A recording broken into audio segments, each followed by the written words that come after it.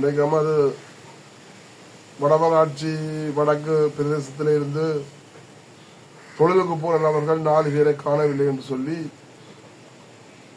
உடனடியாக கடற்தொழில் அமைச்சருக்கு, நீர்வளத்துறை உதவி பணிப்பாளருக்கு, கடற்படையினருக்கு, சாலையினருக்கும் அறிவித்தும் அந்த காணாமல் போன மக்களை தேடுறதுக்கு கடற்படை என்றாலும் சரிதான், கடற்தொழில் அமைச்சர் என்றாலும் சரிதான், நீதித்துறை உதவி பணிப்பாளர் என்று சரிதான் உடனடியாக நடவடிக்கை எடுக்கப்படவில்லை. உடனடியாக நடவடிக்கை எடுக்கப்பட்டிருந்தால் எத்தனை ஒரு ஆளோ 2 பேரோ யாரையாவது காப்பாற்றி இருக்கலாம். உடனடியாக கடற்படையை அனுப்பி, விமானப்படை கிளிகளையும் அனுப்பி தேடி இருந்தால் உண்மையின்படி யாரோ ஒரு ஆளோ 2 பேரோ முடிஞ்சளவுக்கு காப்பாற்றி இருக்கலாம். ஆனால் மக்கள் அறிவிச்சும் சில உடவியலாளர், சில நலன் விரும்பிகள் தேவைப்பட்டாக்கள் கடற்தொழில் அமைச்சருக்கு போன் எடுத்தும் போன் வந்து அவர் தூக்கவில்லை. எத்தனையோ தரம் போன் எடுத்தும் அவர் போன் தூக்கவில்லை. ஆனால் முதலாளின் நடவடிக்கை இந்த கடற்படையோ அல்லது விமானப்படையோ யாரும் தேடுதலுக்கு இல்லை. எமது மக்கள் உண்மையின்படி சங்கத்திலிருந்து தான் 25-30 போட்டுகள் விட்டு தேடப்பட்டது. இந்தியா கரை இளம்புற தூரம் வரையும் போய் இந்தியா சகல இடங்கள் 35, 36, 40 கடல் மைல்கள் தூரம் போய் தேடியும் அங்கே அவர்களால் அதை கண்டுபிடிக்க முடியவில்லை.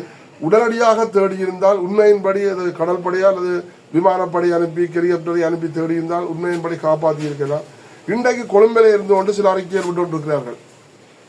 என்பிபி அரசாங்கம் இன்றைக்கு கொழும்பிலே இருந்து அறிக்கப்படுது என்னென்று சொன்னால், தாங்கள் கடற்படை அனுப்பினாங்கள், நேவிப்படை அனுப்பினாங்கன்னு சொல்லி.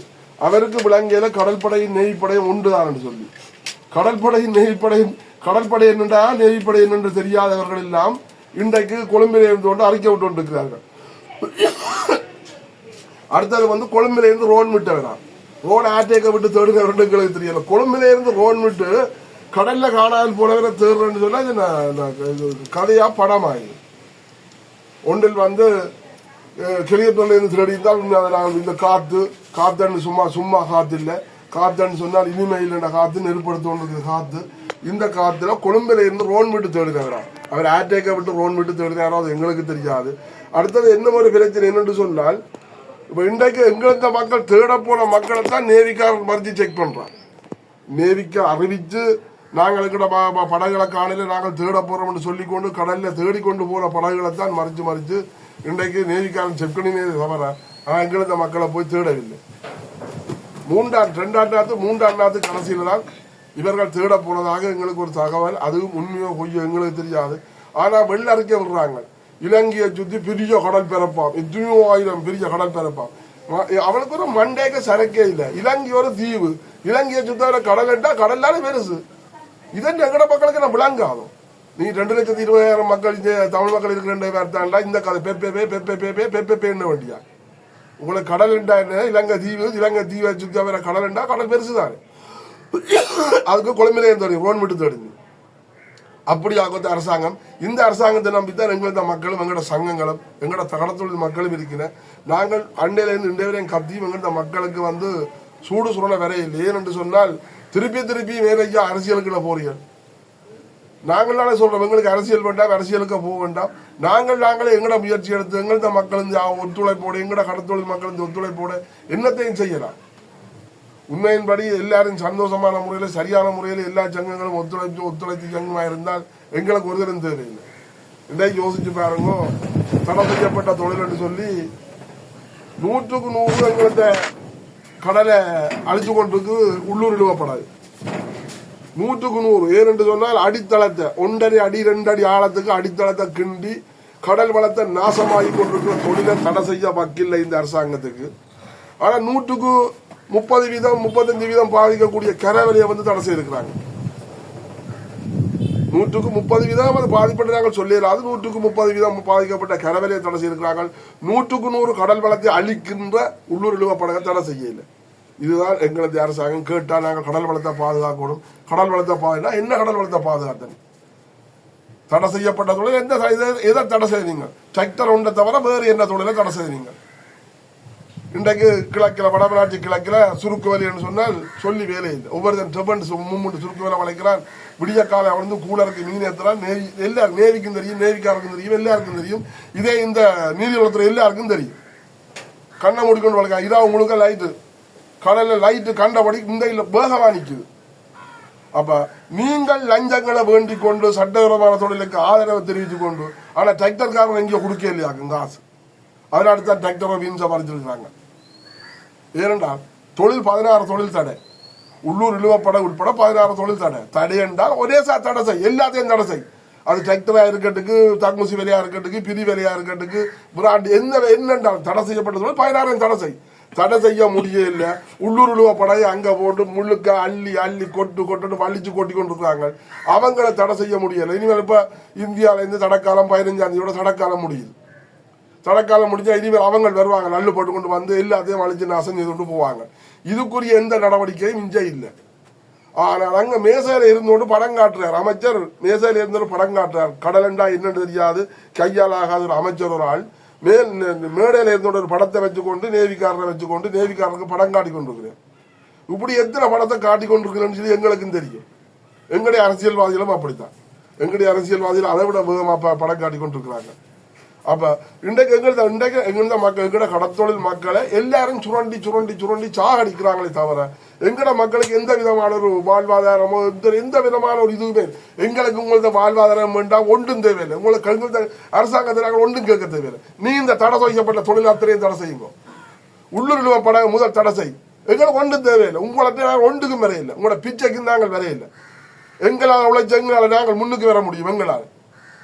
ஆனா நீங்கள் தடை செய்யப்பட்ட தொழிலுக்கு முட்டுதான் எல்லார்ட்டையும் லஞ்சங்களை வேட்டி கொண்டு அவங்களை இன்றைக்கு முட்டு நடந்துக்கிறீங்க. கேட்டால் அங்கே அவங்க கரவலைக்கு ஆய்வு செய்யணும். கடல்ல சுழியோடிய விட்டு என்ன சிலிண்டர் எல்லாம் போட்டு சுழியோட விட்டு இந்த கரவல் என்ன மாதிரி வந்து பாதிக்குது என்ன செய்யுதுன்னு சொல்லி சுழியோடி பார்க்குறீங்க. ஏறியே இந்த இழுவ மடியில போய் டோலர்ல ஏறி பாருங்க, 2 விலையை தள்ளி போட்டு கம்பாத்தை இலக்கி போட்டு இழுத்து போட்டு பாருங்க என்னத்தை கொண்டு வருதுன்னு சொல்லி அதொன்று செய்ய வாக்கு இல்லை, அதை நிப்பாட்ட வாக்கு இல்லை. இன்றைக்கு நீங்கள் என்னத்தை செய்யுங்க? இன்றைக்கு உண்மையாக சாதாரணமாக யோசிச்சு பாருங்க. எங்களோட பருத்தித்துறை பிரதேச செயலகம் என்னன்னு சொன்னால் கடற்தொழில் மக்கள் வந்து மீன் சூட வேலை வளர்ந்து சூட தெரிகிறாங்க. பந்தல் ஒரு தட்டு பந்தல் போட்டு அது இந்த இடையிலுக்கு உயரம் அதுக்கு மீன் தெரிகிறவர்கள் அதுக்கு இன்றைக்கு ஒரு அடி நிலத்துக்கு 10 ரூபா, 30 அடி என்றா 300 ரூபா, வருஷத்துக்கு 3600 ரூபா நீங்கள் வரி விதிக்கிறீர்கள். சரி, நீங்கள் வரியை விதிங்கோ. வரி விதிக்கிறீங்கள் அப்படியா கொடுத்தா கடல் அரிப்புக்கு அணைய கட்டி கொடுக்கணும். இன்றைக்கு கடல் அரிப்பாக இன்றைக்கு படகுகள் கட்டி வச்சுக்க முடியல, படகுகள் வாருக்குனால போய் வர முடியல, பாருங்கள் தூத்து கிடக்கு. அடுத்தது அணை கட்டியலாமல் படகுகள் கட்டியலாமல் படகுகள் சேதப்படுது, அதை முடியலை. நாங்கள் இந்த பருத்துறையில் இருக்கிற கலங்கர விளக்கத்தை திருத்தி தாண்டு நாங்கள் போய் டிஎஸ் ஆஃபீஸில் கேட்டாங்க. இந்த பருத்துறை பிரதேச செயலகத்தில் போய் கேட்க அது தங்களுக்கு கீழே இல்லையா. கலங்கர விளக்கம் தங்களுக்கு கீழே இல்லைன்னு சொன்னால் கரையில வந்து மாத்திரம் நீங்கள் ஒரு சட்ட பந்தலுக்கு வரி எடுக்கலாம். அது யாருக்குள்ள இருக்கு? பருத்தித்துறை இருக்கிற கலங்கர விளக்கம் பருத்தி டிஎஸ் ஆபீஸுக்குள்ள இல்லைன்னு சொன்னால் தட்டு பந்தல் யாருக்குள்ள இருக்கு? அப்ப தட்டு பந்தலுக்கு அதை வரி விதிக்கலாம். ஆனா கலங்கர விளக்கம் தங்களுக்கு அதை திருத்தி தெரியலாம். இது வந்து ஒரு தொழிலாளிக்கு முக்கியமான சாமான். உண்மையின்படி அந்த கலங்கர விளக்கத்தை திருத்தி பழைய காலம் மாதிரி அதை செய்து விட்டால் 45 கிலோ 45 கடல் மைலுக்கு அந்த லைட் வந்து எங்களுக்கு தெரியும். எங்க திசை மாறி போனாலும் அந்த இதை வச்சு கொண்டு மக்களுக்கு இந்த கரை வந்து சேர்றார்கள். அதுகளுக்கு சரியான முறை நடவடிக்கை எடுத்து அதுகளை திருத்தி கொடுக்க வக்கில்லாத அரசாங்கம் இன்றைக்கு வந்து என்னத்தை செய்தோம் எங்களுக்கு தெரியல. இந்த கடத்தொழில் அமைச்சர் எங்கே இருக்கிறார் பூரார்கள் தெரியல. ஆனால் கொழும்பில் இருந்தோண்டு மேசையில் இருந்தோண்டு படம் காட்டி கொண்டு இருக்கிறார். உண்மையின்படி எங்களது மக்கள்ல அக்கறை உள்ள அரசாங்கம் கடல் வளத்தை பாதுகாக்கணும் அரசாங்கம் என்று சொன்னார்.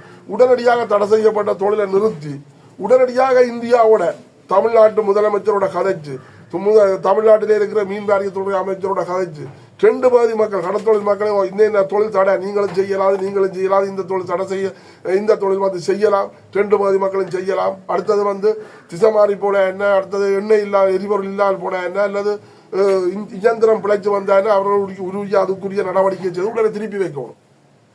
உண்மையா முடியாது அவர்களை அரசு பண்ணக்கூடாது. பழைய காலம் மாதிரி நாங்கள் தொழில் செய்யணும். அதைத்தான் நாங்கள் கேட்டுக்கொண்டிருக்கிறோம். இது 2 அரசாங்கமும் 2 மீனவரை முட்டை விட்டுட்டு 2 அரசாங்கம் பவுனி பார்த்து விட்டு இது மீனவர்கிட்ட பிரச்சனை தீர்க்கின்றாலும் சின்ன பிரச்சனை. இப்போ வந்த தமிழ்நாட்டு முதலமைச்சர் கௌரவ ஜோசப் விஜய் அவர்கள் வந்து அவருக்கு கச்சதீவை விட்டா வேறு ஒன்றும் தெரியாது. கச்சதீவு வந்து இலங்கை இறையாண்மைக்கு உட்பட்டது. கச்சதீவு வந்து இலங்கை கரையெல்லாம் கச்சதீவு இருக்கு. கச்சதீவை விட்டுட்டு 2 பாதி மீனவர்களும் சந்தோஷமா தொழில் செய்யக்கூடிய வழிவகையை பாருங்க. நாங்கள் இப்போ உண்மையின்படி இந்தியாவில் வந்து ஒரு கடற்தொழில் சம்பந்தப்பட்ட ஒரு அமைச்சர் வந்திருக்கிறார், மீன்வாரிய தொழில் அமைச்சராக வந்திருக்கிறார். அவரு கடல் என்றா என்ன, கடல் தொழில் மக்கள் என்றான்னு சொல்லி அவருக்கு நல்லாக விளங்கும். உண்மையின்படி அவர் தன்னும் இனிமேல் தன்னும் அவர் வந்து இதுக்கு ஒரு அக்கறையை கொண்டு உடனடியாக 2 பகுதி மீனவரையும் கூப்பிட்டு கதைச்சி பேசி சில திட்டங்களை வகுத்து இப்படி 2 பகுதி மீனவரும் தடை செய்யப்பட்ட தொழில் செய்யாமல் சந்தோஷமா தொழில் செய்ய முடியல. அந்த திட்டத்தை 2 அரசாங்கத்தையும் கலைச்சி பேசி 2 அரசாங்கம் அதை நடைமுறையை கொண்டு வரணும். இல்லைன்னு சொன்னா நெடுக காலம் 2 பகுதி மீனவர்களும் முட்டுப்பட்டு அடிபட்டு சாக வேண்டிய கட்டம் பெறும்.